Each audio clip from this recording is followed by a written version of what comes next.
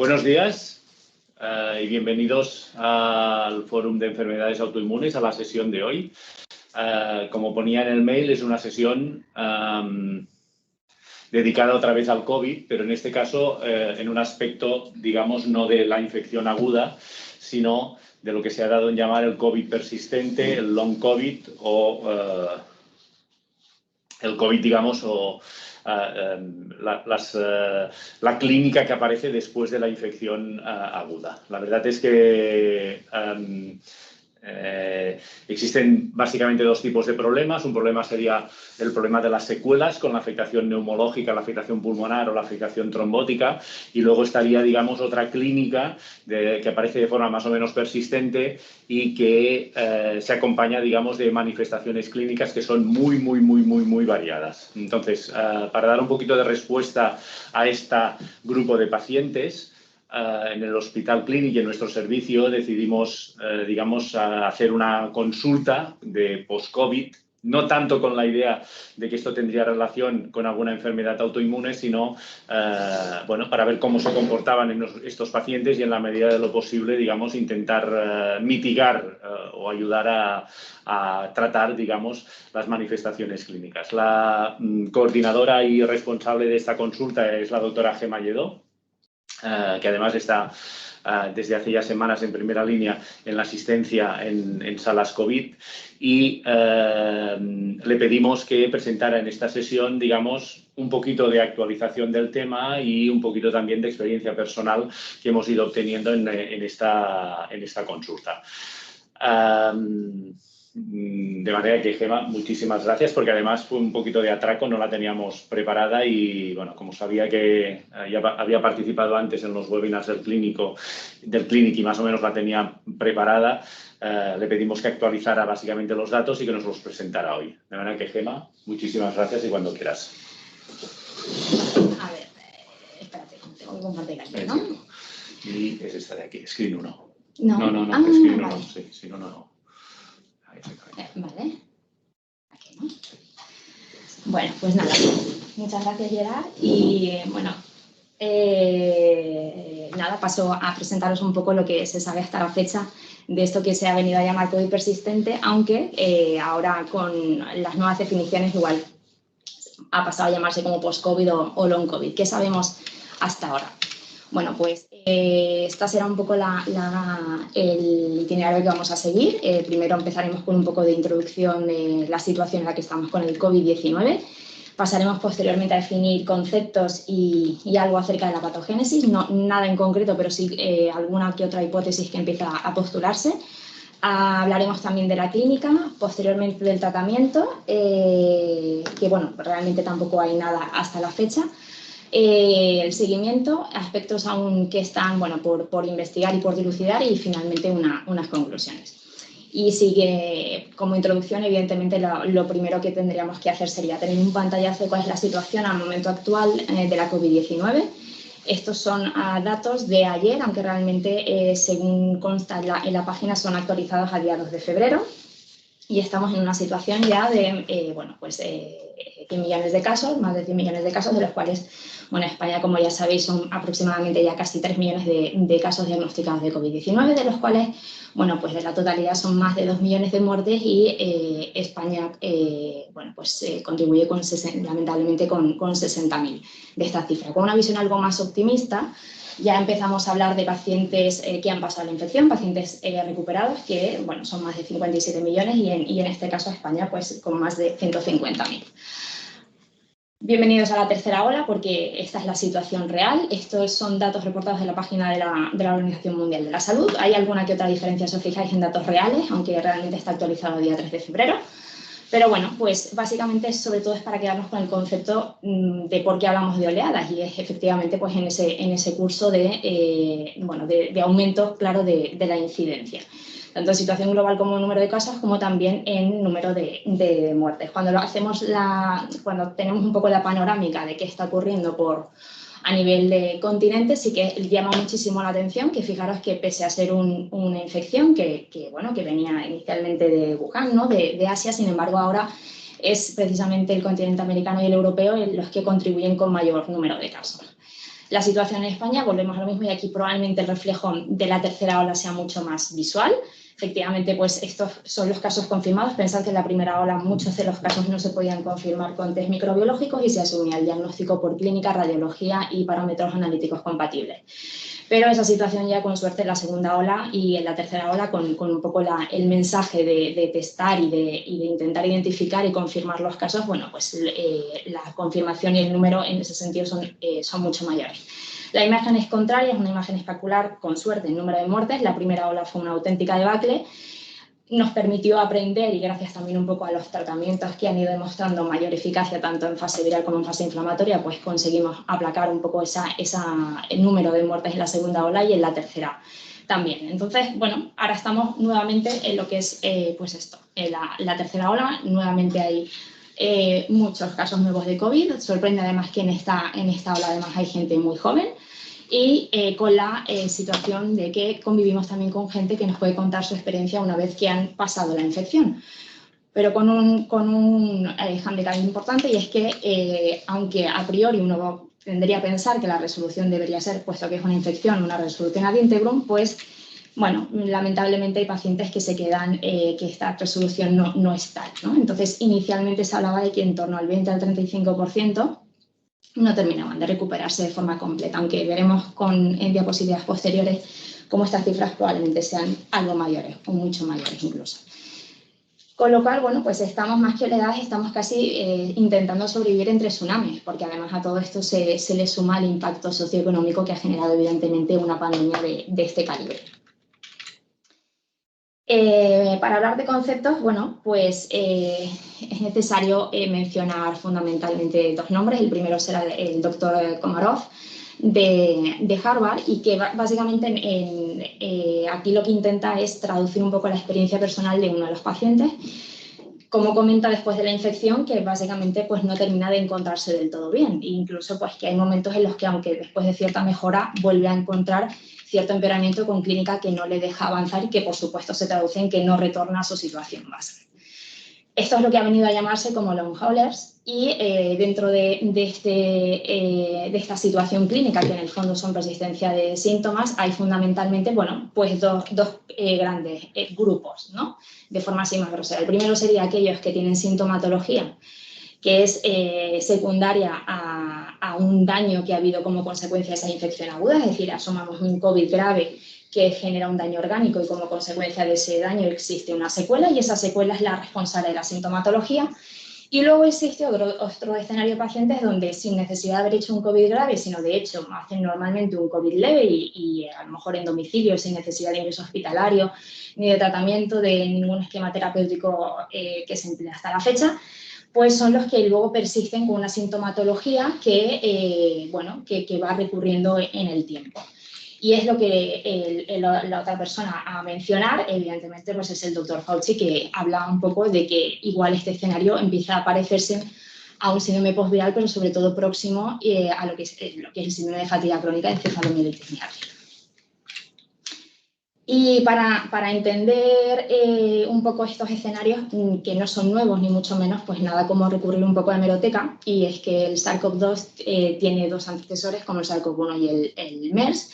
Esta diapositiva ya la puse en el webinar del Aula Clinic, pero creo que es una diapositiva que no debemos perder de vista, porque básicamente es contar una experiencia que es la que estamos viviendo a día de hoy. Entonces, el primero de los artículos lo que habla es para pacientes que después de la infección se quedan con una situación de fatiga crónica, de dolor, de debilidad, incluso de afectación de lo que es la esfera más psicoafectiva. Próximo, pues al síndrome de fatiga crónica y fibromialgia. Fijaros que en estos dos trabajos, que son contemporáneos, ambos en Hong Kong, pero distintos grupos, el primero llama mucho la atención porque lo que hace es comprobar que a 4 años después de la infección hay pacientes que persisten, más del 40% con comorbilidades de índole psiquiátrico, incluso con situación de fatiga crónica.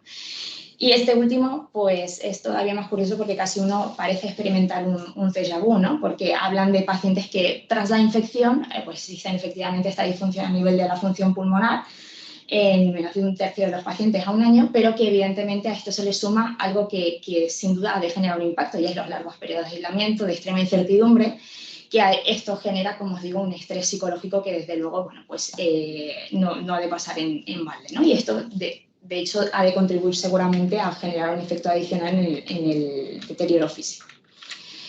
Bueno, vamos a pasar a conceptos. En un intento de poder caracterizar mejor esta entidad, las guías NICE a 18 de diciembre del 2020, bueno, pues intentan caracterizar mejor esta situación que empezamos a ver en este tipo de pacientes.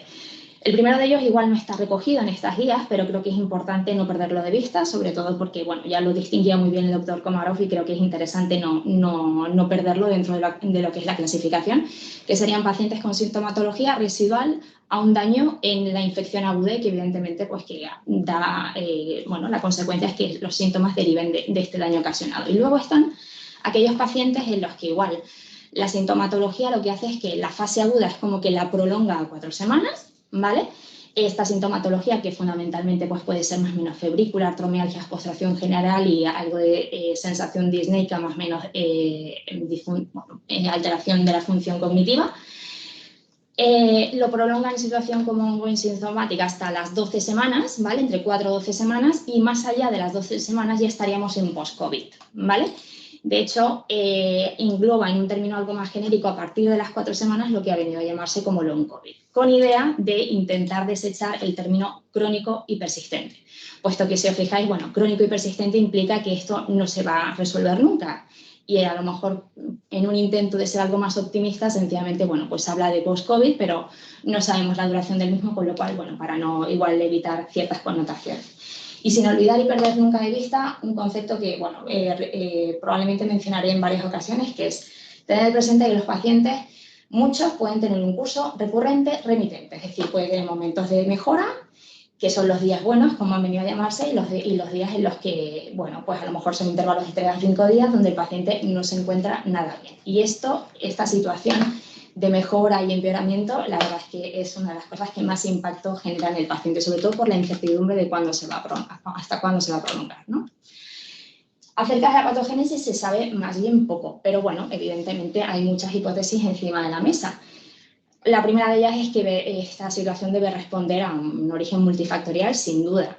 Que si no todo el mundo tiene el post-COVID, evidentemente el sujeto debe jugar un papel, ¿no? Ahí debe haber probablemente, bueno, algo de susceptibilidad genética o a lo mejor condicionado por el siguiente aspecto, y es que desde luego la tormenta citoquímica en el episodio agudo, esto tiene que generar a la larga pues probablemente una disregulación inmune que favorezca la persistencia de síntomas. Aunque, como os decía, los que hacen tormenta citoquímica son los pacientes graves, pero pensad que hay gente que sin hacer un COVID grave hace sintomatología que se prolonga en el tiempo. Es decir, que esto evidentemente sería un aspecto más a tener en cuenta. Que desde luego el SARS-CoV-2 debe ser un trigger de una respuesta neuroinflamatoria que justifique parte de lo que luego hablaremos un poco, que sería la brain fog. Y luego existe también la posibilidad de que existan sitios donde el virus probablemente no termine de eliminarse y que funcionarían como santuarios, ¿no? Donde la replicación sería persistente. Entonces, bueno, solo sin detenernos demasiado en lo que es la fase aguda, pero sí que es importante tener presente, como ya sabemos, que la puerta de entrada del virus en el organismo es gracias, bueno, pues a la emplea receptor de la enzima convertidora en angiotensina, y que este receptor, como bien sabemos, no solamente se encuentra a nivel de tracto respiratorio, ya sabemos que tiene una distribución pleiotrópica y evidentemente pues esto tiene que tener mucha relación y condicionar que la expresión clínica de esta infección no sea exclusivamente respiratoria. Ya sabemos que hay complicaciones a otros niveles y que no solamente responden a las consecuencias de alguna forma de la tormenta citoquímica, ¿vale? Un aspecto también interesante es que además el SARS-CoV-2 parece que tiene otra peculiaridad, y aquí lo adelantaba también el doctor Brodin, que es hablar de cómo el SARS-CoV-2 puede interferir en el grado de respuesta del interferón ya desde el inicio. Y como bien sabemos, el interferón es esa primera barrera, ¿no?, que se encuentra sobre todo en las infecciones virales, de manera que si esta barrera o este nivel defensivo es ineficaz, pues puede prolongar probablemente disminuye esa aclaración del virus, y esto al final pues puede repercutir dentro de lo que es la inmunopatología de la infección, ¿no?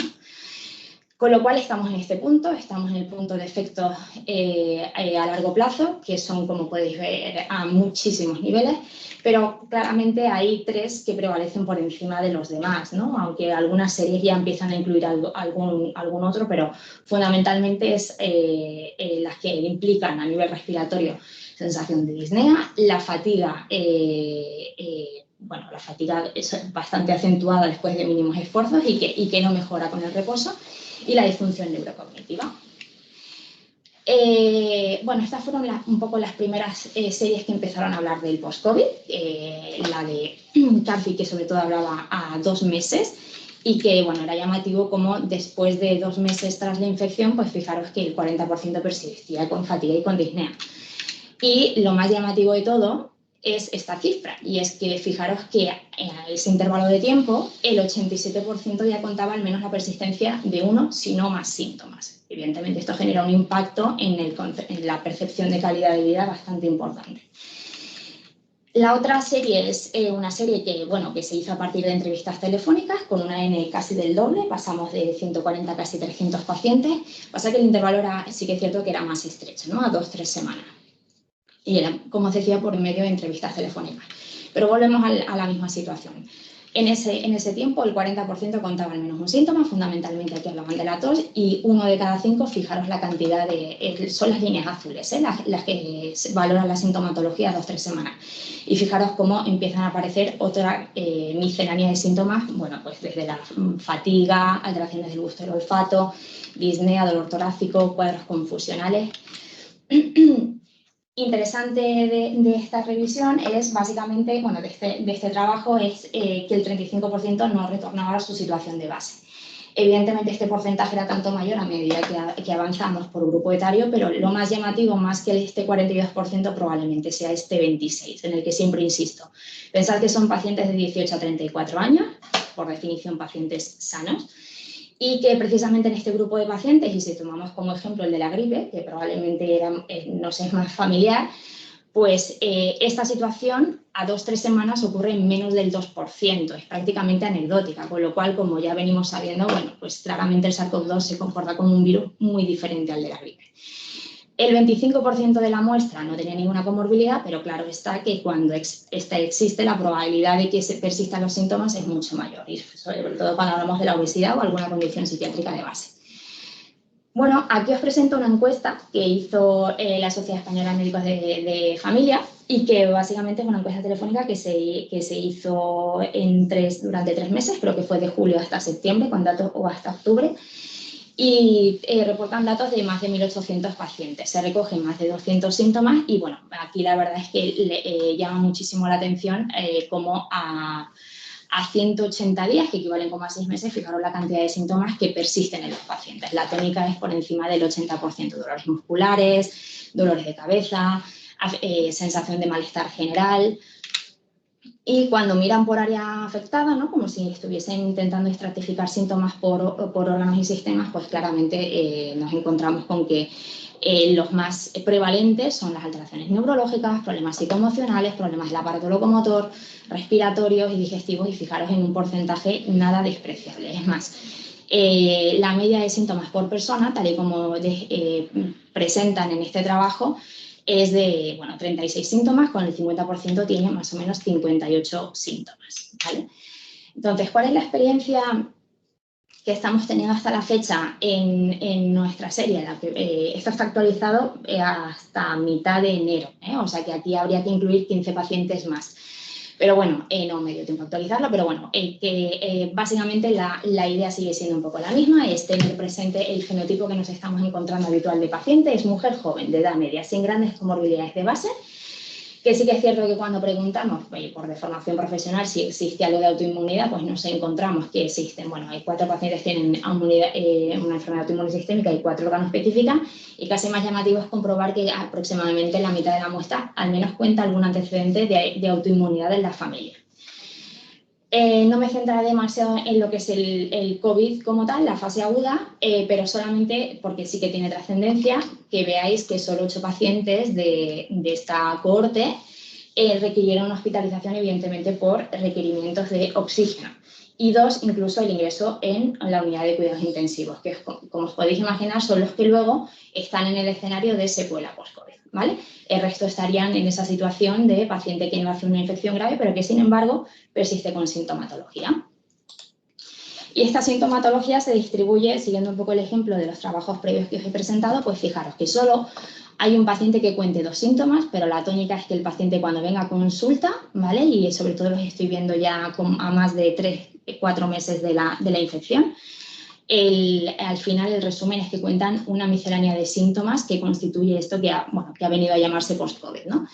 Y donde prevalece sobre todo la astenia, la fatiga, disfunción neurocognitiva, que además eso ha sido un aspecto que a mí personalmente me ha llamado mucho la atención, sobre todo por cómo lo cuentan.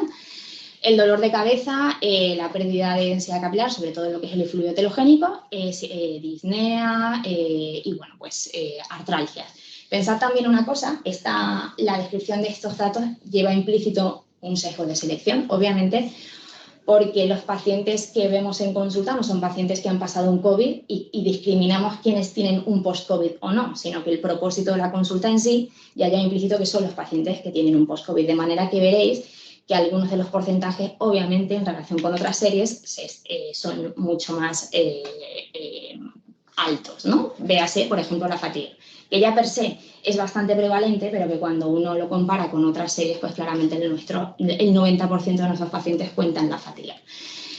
La fiebre, no en sentido estricto, y digo no en sentido estricto porque evidentemente no es como fiebre 38 en adelante, sino que nosotros también damos valor en la consulta a la febrícula. Febrícula que no tenga otra causa plausible, que el paciente cuente que lleva 5 días con 37,3, 37,5, pues como venimos haciendo con las enfermedades autoinmunes o autoinflamatorias, esto le damos valor y probablemente también esto haga que este porcentaje sea muy superior a la de otras series.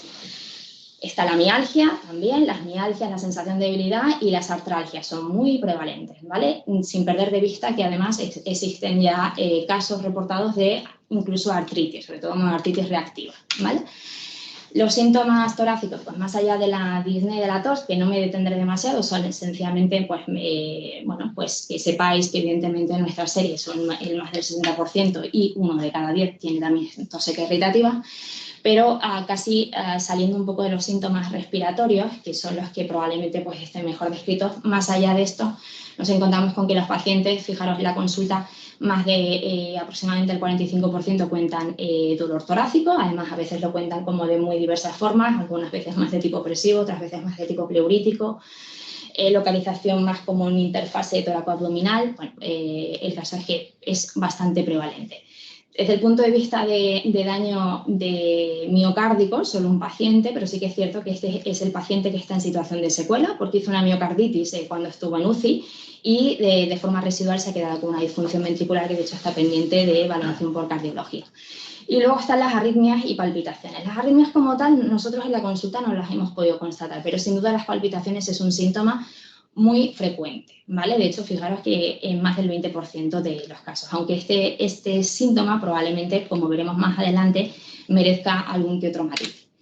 Desde el punto de vista de afectación hematológica y trombótica, pues sí que es cierto que no es de los síntomas más contados en nuestra serie, de hecho solamente tenemos 2 pacientes con anemia de trastornos crónicos y un paciente con leucopenia y nada más, pero tener presente que hay casos de anemias hemolíticas. Sí que es cierto que en esta serie de casos, pues merece un análisis algo más detallado porque de estos 7 casos de anemia hemolítica, 4 eran en contexto de un síndrome linfoproliferativo, con lo cual, pues evidentemente probablemente juega más un papel el síndrome linfoproliferativo que el SARS-CoV-2 que probablemente pasase por ahí. Y desde el punto de vista de las trombosis, después del alta, ¿vale? Pues con suerte no es de las complicaciones más prevalentes. De hecho, nosotros solamente lo tenemos en un paciente que lo hizo, pero era un paciente de UCI que todavía estaba en situación de convalescencia y con inmovilismo. Probablemente esto jugase más un papel que el hecho en sí de haber pasado la infección. Dolor de cabeza, olfato y gusto, que bueno, supusieron de inicio las señales de alarma y que se han quedado como secuelas. Claramente en nuestra serie pues la anosmia por encima de la disgeusia y sobre todo también el dolor de cabeza. De hecho, está siendo tan prevalente que se ha llegado a crear una consulta monográfica para cefalea post-COVID, que de hecho está a cargo el doctor Obac. Tener presente también que esto puede tener cierta variación en el tiempo. Hay pacientes que a lo mejor pierden el olfato y lo que luego hacen es una situación contraria de hiperosmia o incluso cacosmia, y que estas oscilaciones pueden ocurrir en el curso evolutivo, ¿vale? Desde el punto de vista neurológico o neuropsiquiátrico, bueno, pues igual el neurológico es más en fase como muy aguda, pero teniendo presente que cuando ocurren estas complicaciones, evidentemente pasaríamos al escenario de secuela, y que en nuestra serie igual no está reportado, pero tener presentes los más frecuentes suelen ser los accidentes cerebrovasculares, ¿vale? Por encima de las hemorragias y de las vasculitis, que son casi anecdóticas. Y a nivel neuropsiquiátrico y afectaciones más de la índole un poco psicoafectiva, pues desde luego los pacientes, hay muchos que podían tener una situación de base probablemente, pero desde luego hay un amplio porcentaje que luego quedan con estas secuelas. Os pongo aquí IP como de pendiente de analizar, porque esto, bueno, es una cosa que más que analizarlo nosotros en la consulta, evidentemente pues no somos los médicos más indicados para hacer esta valoración, pero sí que estamos intentando derivar bueno, para que haya un soporte psicológico detrás, sobre todo para aquellos que lo necesitan. Y luego está la disfunción autonómica, que esto es un tema que ahora está como muy de moda, pero sí, la verdad es que es muy interesante, que básicamente probablemente lo más llamativo sean los síndromes de intolerancia ortostática y claramente el POTS, ¿no? Que es el síndrome de taquicardia postural ortostática. Se plantea que pudiese haber un origen inmunomediado, ¿vale? Incluso con anticuerpos frente a receptores adrenérgicos, incluso frente a receptores colinérgicos. Y bueno, pues está todavía un poco, esta es la hipótesis que se plantea, que está encima de la mesa y que habrá que confirmar. Y la forma de diagnosticarlo, pues con un TIL test, ¿no? No olvidemos también que cuando hablamos de esa autonomía hay afectaciones a otros niveles, que igual aunque no son tan frecuentes, pero hay que preguntar, indagar en la consulta y ahí igual nos llevamos alguna que otra sorpresa. Y bueno, viene ahora la parte de disfunción cognitiva. Y aquí lo que hago es que además del brain fog, obviamente, pues comparto diapositiva con otro aspecto que seguro que puede jugar un papel también, y es el insomnio. Puesto que 1 de cada 5 en nuestra serie cuenta alteraciones del insomnio, bien sea de conciliación, bien sea de mantenimiento. Y está claro que cuando uno no tiene un sueño reparador, pues esto evidentemente ha de repercutir de alguna otra manera en el grado o agilidad cognitiva, que es de los síntomas más frecuentes que vemos en la consulta. ¿Y qué es esto del brain fog? Bueno, esto del brain fog realmente, pues de forma más frecuente lo que cuentan son problemas para concentrarse, problemas de memoria a corto plazo, problemas incluso en la fluencia y en la evocación del lenguaje, problemas de atención. Pensad que fundamentalmente, como os he dicho, el fenotipo es gente joven, gente que bueno, desarrolla una actividad laboral y algunos incluso pues, de alta complejidad intelectual y que cuentan incluso episodios de quedarse literalmente en blanco o de no saber lo que estaban haciendo hace 5 minutos, con lo cual esto genera un impacto importante. De hecho, dentro de lo que es la miscelánea de síntomas, hay pacientes que pueden y afirman que pueden convivir con el resto de síntomas, pero sin embargo lo que más les inquieta y miedo les genera es cuánto se va a prolongar este brain fog, ¿no? Ya empieza a haber trabajos que empiezan a analizar esto y, de hecho, en un intento de saber con qué se puede correlacionar y si hay algún factor predictor. Y este trabajo, que contaba con 19 sujetos, de los cuales son 11 mujeres y 8 hombres, si no recuerdo mal. Fijaros que lo que hacen es comparar con población sana y, bueno, claramente la afectación de la memoria, sobre todo la afectación a nivel de la capacidad de concentración en el lenguaje, es de las cosas más prevalentes. Entonces, no encontraron clara relación con la concomitancia de otros síntomas somáticos, tampoco con que el paciente hubiese necesitado, ¿no?, de suplementación de oxígeno o del empleo de ciertos fármacos para su COVID. Tampoco había diferencias entre si el paciente había requerido de ingreso o no y, por tanto, en relación con la severidad de la enfermedad. Tampoco ni tan siquiera con la carga viral ni con la producción en mayor o menor medida de los anticuerpos y ni tampoco con marcadores serológicos inflamatorios. Pero es que es más, dicen que estos déficits neurocognitivos es que parece que son incluso independientes de la fatiga y de alteraciones un poco del humor. Hay gente que piensa que igual esto de la brain fog es una excesiva fatiga. Sin duda puede jugar un papel, pero da la sensación de que no se debe exclusivamente a esto, ¿vale? Bueno, y hay algún trabajo que incluso empieza a hablar de que puede haber un desbalance entre lo que es la transmisión GABAérgica y dopaminérgica. Otras manifestaciones menos frecuentes, pero con su interés, bueno, las gastrointestinales, sobre todo alteración de lo que es el ritmo intestinal. No necesariamente diarreas como al inicio, pero sí digamos que de posiciones algo, bueno, diferentes, pastosas, sin productos patológicos en ningún caso, pero claramente notan una alteración en el ritmo habitual. Las aftas no son un síntoma muy reportado, pero lógicamente nosotros en la consulta pues lo preguntamos un poco siguiendo la analogía de otras enfermedades autoinmunes y nos ha sorprendido encontrar que bastantes pacientes cuentan aftas después del COVID sin contarlas previamente. Y de hecho ya hay un caso reportado que después de hacer justo con el COVID una estomatitis aftosa, vale, no sé, eso es mi gusta, pues las fue haciendo de forma periódica tras la misma. La sequedad, espera, lo apago. Perdón.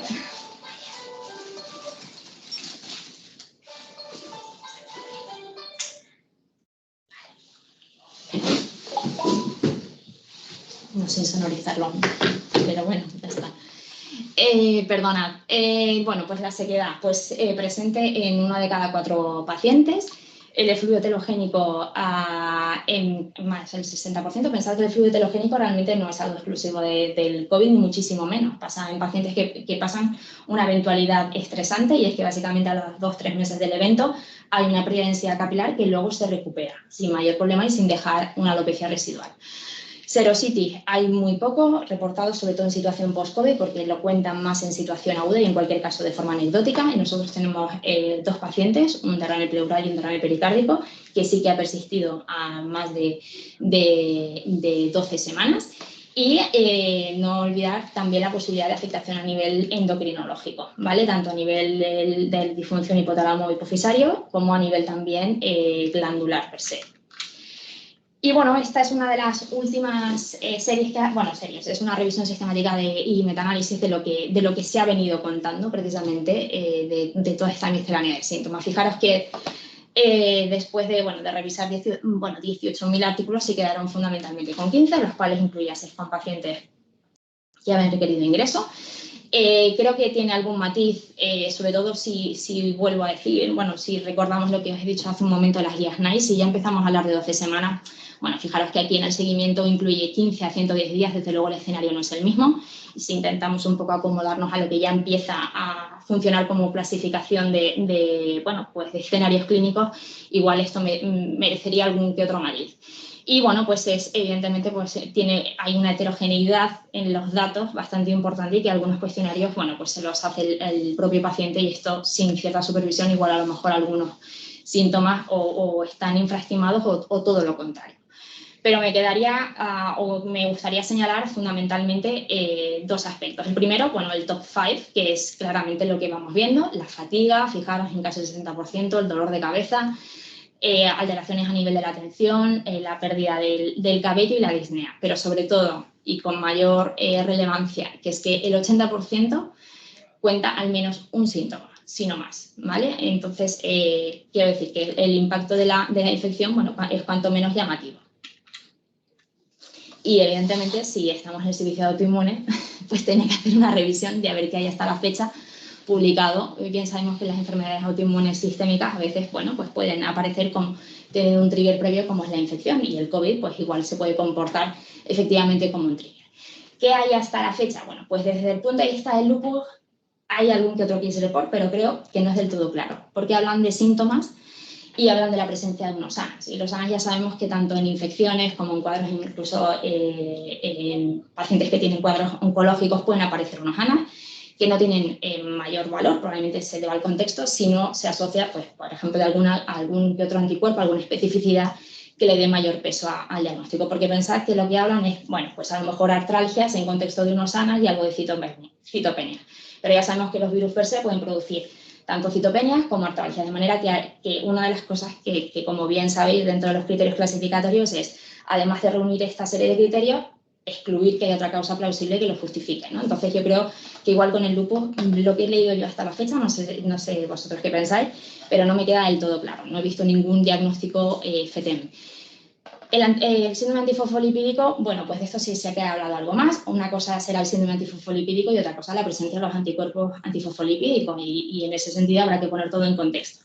Ya sabemos que el COVID-19 como tal produce fenómenos de tromboinmunomodulación y endotelitis, y esto per se, ¿no?, acordándonos un poco de la triada de Virchow, pues produce fenómenos de trombosis. Sí que es cierto que no hay evidencia que todavía soporte el hecho en sí de tener que hacer un screening sistemático, y no olvidemos que los pacientes que hacen un síndrome de distrés respiratorio en contexto del COVID ya en sí muestran mayor tasa de trombosis respecto a los que no lo hacen, y ya hay un trabajo en el que lo que hace es que compara la presencia de antifosfolipídicos en ambas situaciones y no ve que haya diferencias, de manera que probablemente sea un epifenómeno, y el darle mayor o menor valor, bueno, pues habrá que contextualizar e individualizar.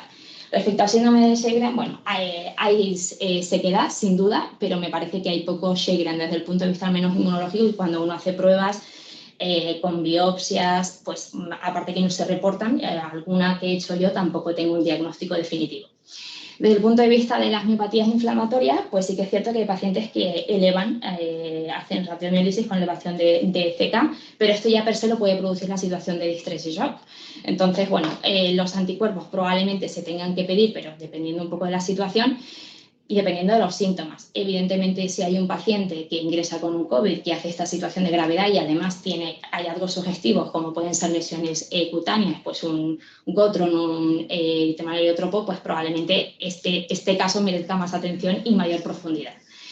Y si además va con anticuerpos, pues desde luego completar el estudio como venimos haciendo, probablemente pues con una resonancia, con una biopsia, para intentar encontrarnos con aspectos que se aproximen más a lo que es el diagnóstico como tal de miopatía inflamatoria. Y luego un aspecto muy interesante son las vasculitis, porque bueno, sí que es cierto que al final el COVID también es una enfermedad que, como vuelvo al concepto de antes, de tromboinmunodación y endotelitis y trombosis, bueno, pues se ha llegado a plantear si pudiese comportarse como una vasculitis light.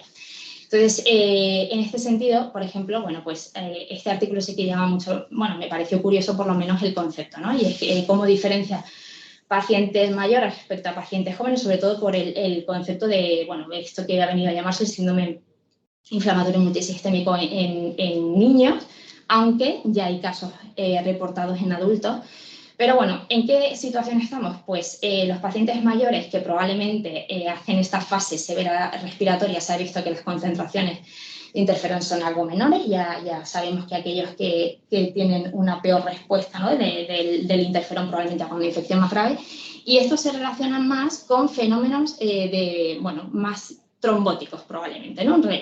Pero en el caso de los niños y de la gente joven, que tienen a lo mejor una respuesta algo mayor de interferón y que no hacen tanta manifestación respiratoria, son los que luego probablemente se puedan relacionar más con fenómenos vasculíticos, ¿vale? Entonces, bueno, me pareció curioso este artículo que hablaba de este aspecto. Y esto es un case report de un paciente de 36 años que hizo, bueno, pues lo que parece o se aproxima desde luego a lo que conocemos como una enfermedad de Kawasaki, con una conjuntivitis no exudativa, incluso con un poco de heliotropo, con la mucositis y los labios clásicos, ¿no?, como lo podemos encontrar, edema de extremidades, incluso eritema palmar y el exantema maculopapular.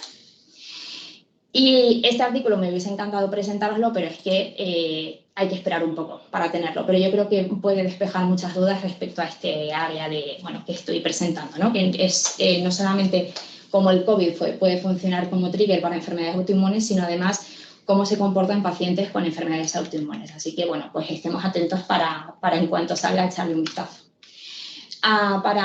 Bueno, ya casi terminar, os he hablado un poco de los síntomas, pero esto, bueno, la traducción que tiene, la percepción que tiene el paciente en su calidad de vida, pues lo que hacemos es pasar el SF36, que es un cuestionario que lo que hace es que pone al paciente en distintas situaciones, desde el punto de vista físico, bueno, lo que hacemos es diferenciar pacientes que hacen un régimen domiciliario de la infección frente a los que requieren ingreso hospitalario. Y bueno, pues sí que hay diferencias desde el punto de vista físico en detrimento de los pacientes que hacen un régimen hospitalario, y podría ser, ¿no?, se aproxima algo más en la secuela y a lo mejor por ahí viene un poco este detrimento. Pero fijaros que luego, más en tema de vitalidad, a lo mejor el detrimento es precisamente los pacientes que hacen el régimen domiciliario. Y además, no solamente esto, sino incluso también en el tema emocional, ¿no? Parece que tiene un impacto algo mayor este tipo de pacientes y habrá que analizarlo con más detalle. Cosas que van saliendo, que me parecen también interesantes. Este trabajo, bueno, como os digo, estamos por definir qué son el concepto de post-COVID, bueno, pues el siguiente reto será intentar establecer clúster de pacientes. Y bueno, este trabajo lo que hace es básicamente presenta o teoriza sobre la posibilidad de que existan 3 clústeres. El primero de ellos es el paciente que después de la infección aguda, pues tiene una fase como aguda muy prolongada, 2-3 semanas, y luego tiene esa defervescencia, aunque esa efervescencia es paulatina, pero digamos que sobre todo se concentra muy en el inicio o muy próximo al inicio. El segundo clúster lo que habla es de una fase como más de meseta. Puede haber oscilaciones de atenuación de síntomas o de intensificación, pero se mantiene así como en torno pues como veis, ¿no? 10 a 25 semanas. Y luego está el último que llama mucho la atención, que es un paciente que puede hacer una infección con resolución prácticamente ad interbum de los síntomas y, sin embargo, pues luego tiene un repunte muy llamativo y muy incluso invalidante, ¿vale? de los síntomas. Y una cosa que llama mucho la atención en este trabajo es que plantean lo siguiente. Fijaros, esto es, en este gráfico, cada fila representa a un paciente y estos son semanas de seguimiento. Entonces, cada rayita naranja supone fase de síntomas y luego las azules son como las fases como de intervalo entre síntomas o síntomas ausentes. Y si podéis fijaros y siguiendo cada línea podemos ver lo que venía a deciros desde hace mucho tiempo, y es este curso recurrente, remitente que cuentan los pacientes, que bueno, me pareció muy, muy interesante. Y hay otro artículo que vuelve a lo mismo. Vamos a intentar establecer, en este caso, bueno, pues habla de subtipos, ¿vale? Y entonces, diferencia fundamentalmente 5, que en realidad no son 5, son 7, que sería el primero, que es el long COVID, es paciente que hace una infección grave, hace secuela y la sintomatología que queda es precisamente en ese contexto, ¿vale? La segunda sería pacientes que persisten con síntomas, ¿vale? Sin necesidad de haber hecho necesariamente una infección grave y que no estén en el escenario de secuelas, pero digamos que se prolongan los síntomas más allá de 6 semanas. El tercero de los escenarios sería pacientes que después de haber pasado la infección hacen una recuperación prácticamente completa o pasan por un periodo de quiescencia que luego se sigue de un retorno de los síntomas, y estos se pueden prolongar de 3 a 6 meses o más de 6 meses, ¿vale? El cuarto escenario sería pacientes que hacen una infección asintomática, o sea, entiendo que evidentemente es un contacto de riesgo, tiene una PCR positiva y aparentemente no se ha enterado, pero fijaros, pueden desarrollar síntomas. Bueno, esto es aquí veréis que aparece de 1 a 3 meses y aquí más de 3 meses, y en el trabajo lo pone así, aunque luego aquí en la tabla diferencia de 3 a 6 meses. Sea como fuera, el concepto yo creo que es paciente que hace una infección asintomática, ¿vale? Y que, sin embargo, con el tiempo es cuando desarrolla los síntomas. Este error supongo que lo corregirán con el tiempo. Y el último escenario, que a mí es el que más me llama la atención, sobre todo porque preocupa un poco, no sé, pero es pacientes que hacen una infección asintomática o paucisintomática y que, sin embargo, de repente a los 6-12 meses hay un desenlace. Que bueno, ¿qué puede haber detrás de todo esto? Pues a lo mejor afectación, bueno, dicen tal vez miocarditis, subclínicas, que hayan dejado algo de fibrosis y que esto sea, bueno, pues la cicatriz sobre la cual pueden ocurrir alguna arritmia, ¿no? Tratamiento no hay nada prácticamente, pero creo que es importante no olvidar que hay que descartar razonablemente otras causas que puedan ser concomitantes, sobre todo porque puedan tener tratamiento, que hay que individualizar y que evidentemente no todos se pueden beneficiar del mismo tratamiento. Habrá que mirar qué síntomas tienes, qué síntomas prevalecen y sobre todo el curso que va teniendo. Y dependiendo de los síntomas, pues si uno lo compara con otros escenarios inmunomediados, probablemente podamos pensar en incluso utilizar las mismas opciones. La rehabilitación física es súper importante y además de la rehabilitación física, la rehabilitación neurocognitiva yo creo que también es importante. Y esto, como, bueno, pues intentar hacer algún que otro ejercicio que sea estimulante para ello, desde crucigramas, en fin, estimular la lectura es una de las cosas que intentamos insistir en la consulta también. Y sin duda el soporte psicológico. Pero el mejor tratamiento, sin duda, pues probablemente sea detectar esta sintomatología lo antes posible. Y en este sentido ya empiezan a haber cuestionarios para hacer screening. Esto es más probablemente de ámbito un poco de atención primaria, que son los que sobre todo hacen el seguimiento del paciente una vez que hace el COVID, y la idea es ir pasando periódicamente una serie de cuestionarios donde se plantea la existencia de síntomas. Pensad que hay síntomas que no necesariamente pueden estar en la infección aguda, pero que pueden aparecer en el curso evolutivo del seguimiento. Y por eso es tan importante el seguimiento, dependiendo de la sintomatología, dependiendo del paciente, sin olvidar el abordaje multidisciplinar, que creo que va a aportar un beneficio muy interesante al paciente, sobre todo porque el paciente, bueno, pues al final es un servicio psicosocial y hay que intentar manejar todas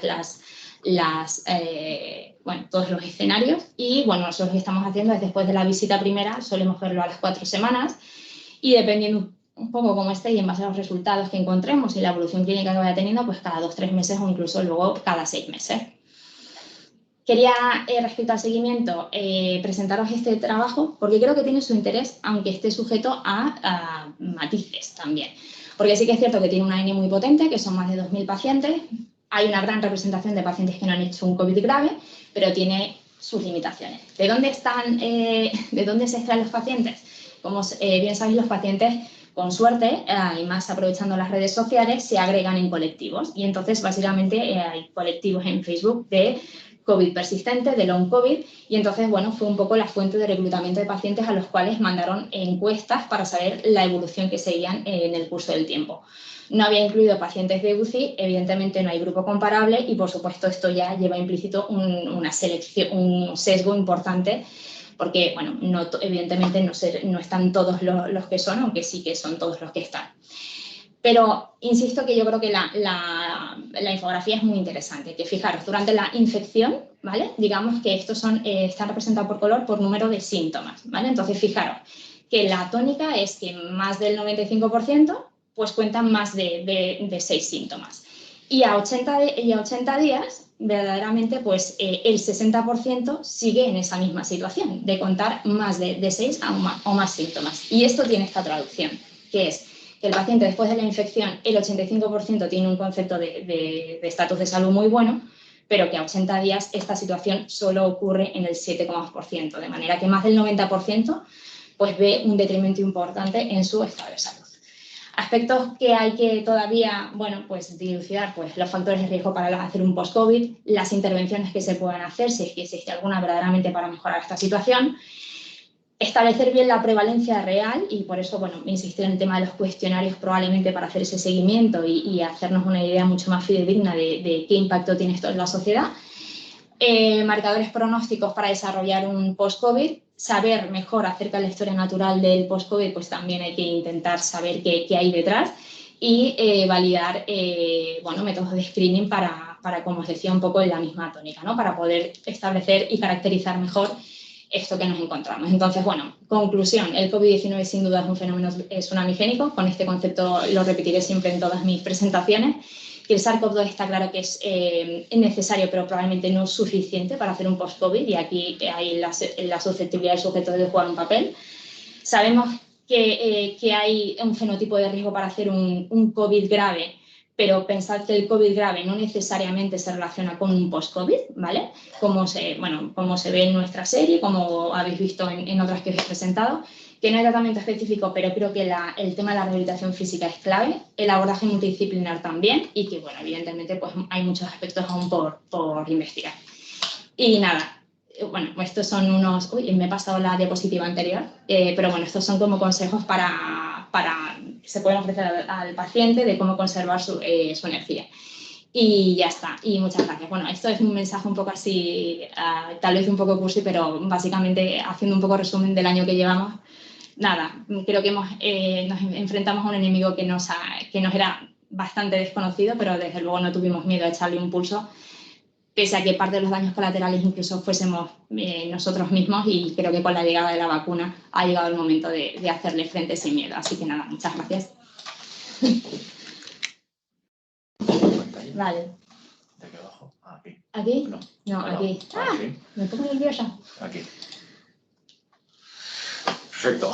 Muchísimas gracias, Gemma. Bueno, la verdad es que yo creo que ha sido súper interesante y es un poquito lo que te pedimos, ¿no? La actualización y un poquito también contar la experiencia. Entonces yo quería preguntarte dos cosas. La primera, no basado en los estudios que hay ni las publicaciones que has presentado y todo, sino quería saber tu impresión personal, ya que eres la que ve estos pacientes y después de haber visto ya un número, importante de pacientes, hay varias cosas que llaman mucho la atención, ¿no? En el sentido que son pacientes jóvenes, en principio, como tú has dicho, sanos, Y en segundo lugar, el hecho de que la mayoría de los pacientes no han tenido un COVID grave, ¿no? Es decir, si tú tienes un COVID grave y quedas con una neumonía organizativa o has hecho una trombosis, pues bueno, tienes una secuela y esto provoca la clínica.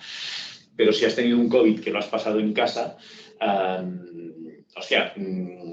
es difícil de entrada valorar, digamos, los factores pronósticos o los factores, digamos, asociados a hacer este post-COVID, ¿no?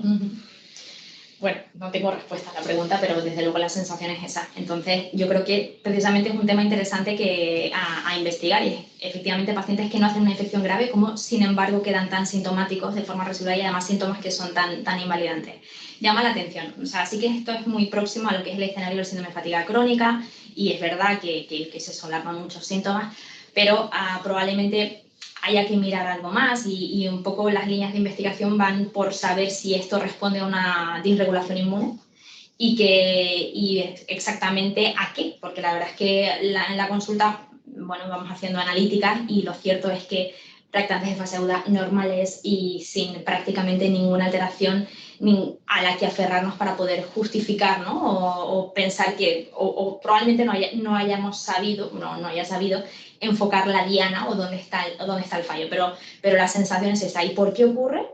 Pues no lo sé, porque todavía no he sabido, pero bueno, yo creo que es la gran incertidumbre, y por ahí va un poco las líneas de investigación para intentar aclarar esto que es tan llamativo. Y la segunda cosa que te quería comentar, que de hecho ya lo has mencionado ahora, es los parámetros, digamos, analíticos, que son un poquito más objetivos, y en segundo lugar, si utilizas, digamos, algún protocolo preestablecido o es un poquito individualizado dependiendo, ¿no?, del contexto, de las comorbilidades y de la clínica que te cuentan los pacientes. A ver, sí que, aunque todo está muy condicionado a lo que me cuentan los pacientes, pero como estamos en el escenario, por ejemplo, pues de mucha fatiga, mucha astenia y demás, evidentemente la analítica va completa e incluyo, sin duda, pues tema de un perfil de anemias, ¿no? Lógicamente, encontrarnos, como decía antes, es decir, también tratar de descartar otras causas que pueden ser concomitantes, lógicamente, y que además tienen tratamiento. Pues si existe una anemia ferropénica, evidentemente per se esto puede justificar una astenia, se suplementa y se reevalúa. Una de las cosas que me estoy encontrando son los déficits de vitamina D, que evidentemente ya en el escenario de las autoinmunes nos hemos encontrado que pacientes con hipovitaminosis D pueden relacionarse con astenia, y una vez que se suplementan, lo cierto es que hay pacientes que mejoran. Y esa situación también me lo encuentro. Entonces sí que es cierto que un poco la batería de pruebas va desde una analítica básica con un proteinograma, con un estudio de anemia y con alguna batería de inmunidad, lógicamente.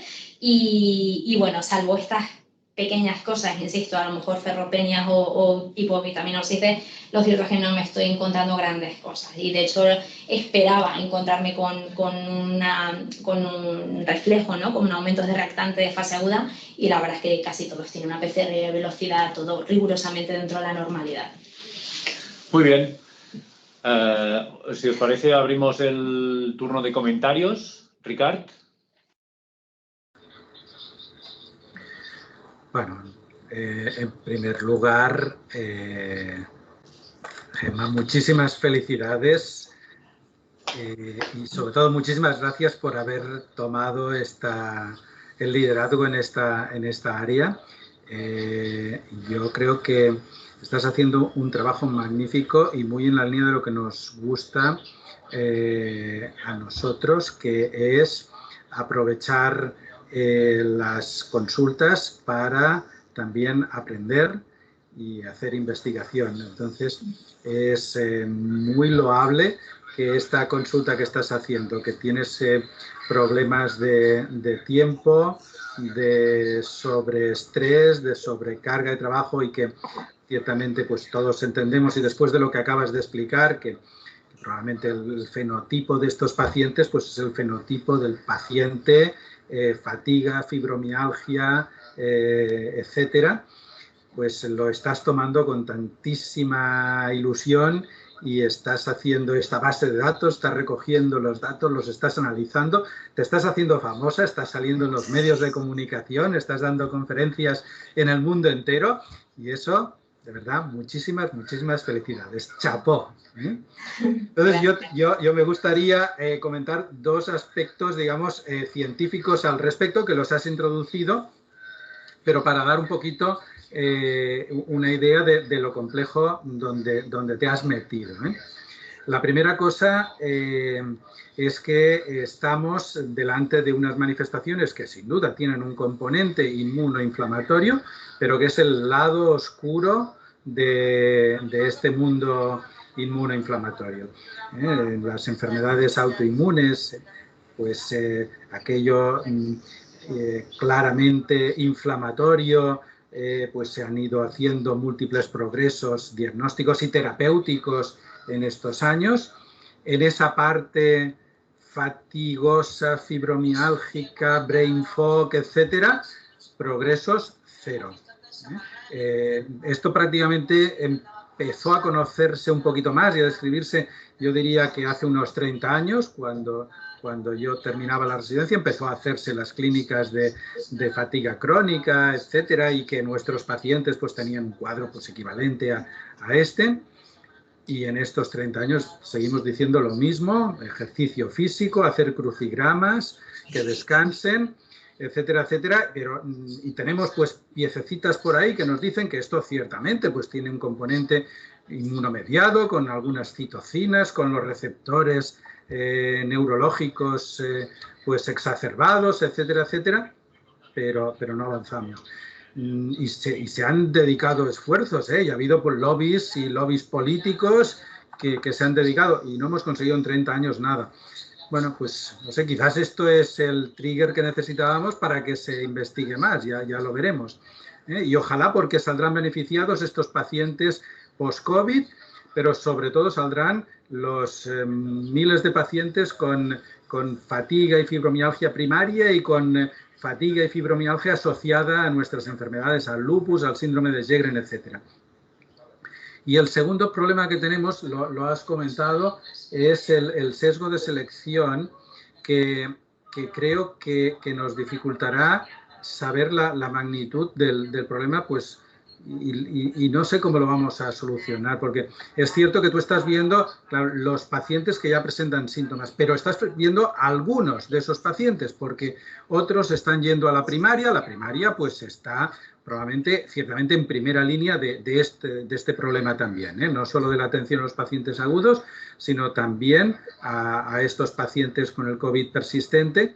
Entonces tampoco queda demasiado claro cuáles son los que nos llegan a nosotros, los que a lo mejor insisten más al médico de primaria, los que a lo mejor no saben que en primaria hay otro médico que está viéndolos, y no sé qué diferencia habrá. Tendremos en algún momento que comparar datos estos nuestros con datos de los muchos pacientes, que son muchos más que estos que estás viendo, ¿no? Que no nos has dicho la N, pero no sé, que van por 70 u 80 en estos momentos. Claro, ahora estamos en más de 50, lo que pasa es que reportados son datos de 38. Pero ahora sí que es cierto que como estoy viviendo más o menos 7, 8 nuevos cada semana, pues se traducirán muchos más. Sí, yo creo que hemos visto como 70 o 80 primeras visitas nuevas. Bueno, pues esto es solamente muy poco respecto a los que han visto, seguro, nuestros colegas de primaria, con lo cual tenemos que ver esto, si hay alguna diferencia o si es realmente representativo de lo que sucede en el post-COVID en general. Por lo tanto, este es el otro aspecto importante que tenemos que intentar solucionar. Pero en fin, muchísimos ánimos, enhorabuena, y sobre todo muchísimas gracias por el esfuerzo que estás haciendo adicionalmente. Yo estoy conectado ahora al comité operativo y tenemos que acabar hablando ahora de la siguiente sala que se cierra. Espero poder tener buenas noticias. No sé si quieres hacer algún comentario. No sé si alguien más quiere hacer alguna pregunta o algo. Muy bien, ¿algún comentario más? No baja. Vale. ¿Algún comentario más para Gemma? Bueno, pues si no tenéis ningún comentario más, de nuevo, muchísimas gracias, Gemma. Nada, esperemos, un placer. Seguro que dentro de unos meses, esperemos que no hablemos tanto de COVID agudo y ya podamos hablar solo de long COVID, ¿vale? Y nada, daros a todos las gracias por haber asistido a la sesión del Fórum de Enfermedades Autoinmunes, y os anuncio la sesión de la semana que viene. Es una sesión donde hablaremos de microbiota intestinal, y cuál puede ser su papel en las enfermedades inmunomediadas. De manera que hasta la semana que viene. Muchas gracias a todos.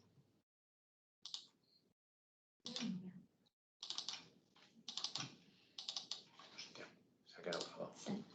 Ciérralo. Vale, cierra cosas. No, es que se ha quedado grabado ya. ¿Al control suprimir? ¿Dónde está suprimir? Ay, coño, es más grande que...